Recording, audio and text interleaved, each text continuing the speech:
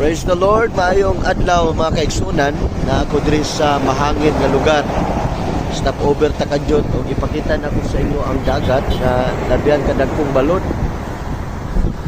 O kusog kay hangin. Sa Luzon, grabing bagyo dito, grabing baha, nunok na halos dito. Diri sa Mindanao, grabe pud ka init.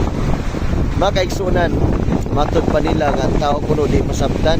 Kaya kung ting-init, pulikramo nga init. Ting-ulan, pulikramo po ng ting-ulan. Pero actually, mga kaigsunan, kung imong sabton, kung naiinit, ikinanglan kayo ng init. Kung naipoy ulan, ikinanglan kayo ng ulan. So, ang tao ragyo'y nalibog. Ang tao ragyo'y walay pagpanabot. Unsa ka importante ang init o ang ulan. Mga kaigsunan, simple lang ang pagdasig. Ang